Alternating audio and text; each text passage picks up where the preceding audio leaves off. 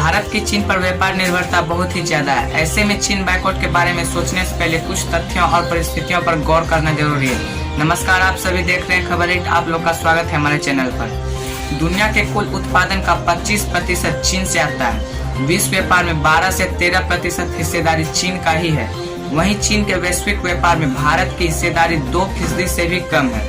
अगर हम चीन से अपने रिश्ते खत्म भी कर लेते हैं तो विश्व व्यापार पर सालों से चीन ने जो प्रभुत्व हासिल किया है उस पर चीन को कोई फर्क नहीं पड़ने वाला है। चीन ने इस मुकाम पर रातों रात नहीं पहुंचा। यह सब 1978 में शुरू हुए सुधारों के बाद हुआ।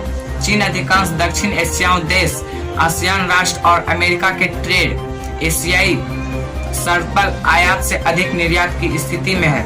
विश्व व्यापार संगठन की 2019 के रिपोर्ट के मुताबिक साल 2018 में भारत के उत्पाद निर्यात के चीन का फीसदी 1.7 था।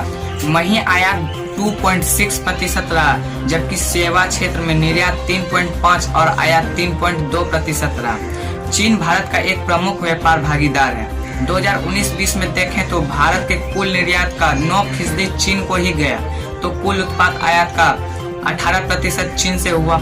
आयात चीजों से electric machinery, nuclear reactor, organic chemicals, रत्न आभूषण, आयरन, स्टील, फर्टिलाइजर्स, मेडिकल उपकरण और ऑटो कंपोनेंट्स आदि जैसे भारत की आयात निर्यात सूची को देखें तो पाएंगे कि भारत चीन को उत्पादन के लिए कच्चा माल निर्यात करता है तो उससे ज्यादा कीमत पर फाइनल प्रोडक्ट को आयात कर लेता है। बता दें कि जनवरी 2010 से जनवरी 2020 तक महीने के आंकड़ों का अध्ययन करें तो देखेंगे कि चीन के साथ हमारा व्यापार घाटा लगातार बढ़ ही रहा है। मतलब कि निर्यात और आयात बढ़ रहा है। भारत अगर इस मुश्किल से पार होना चाहता है तो हमें विश्व व्यापार जैसे संस्थाओं का साथ लेना होगा।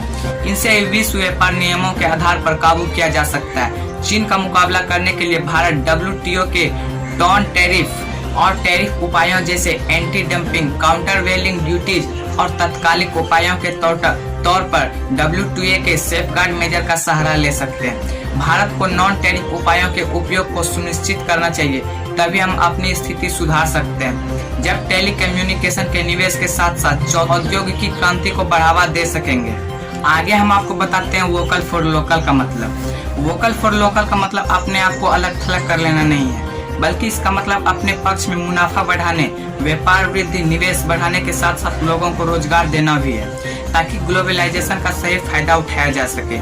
इसलिए चीन से अभी हमें नाता तोड़ने की कोई जरूरत नहीं है। ये बात सबको पता होनी चाहिए कि हम फार्मेसी के क्षेत्र में दुनिया में नंबर 1 है। इसके लिए हमें कच्चा माल चीन से संपदा अधिकारियों में छूट की जरूरत होती है, ताकि दवाइयाँ बिना रोक टोक के दुनिया भर में ले जा सकें। हमारी चुनौतियाँ अंदरूनी भी है, जहां हमें अपने लोगों को प्रशिक्षण और उनके कौशल विकास करने की भी आवश्यकता होती है। तो चीन पर निर्भरता को कम करने के लिए तकनीक, इंफ्रास्ट्रक्चर को बढ़ावा देने की कोई जरूरत नहीं है।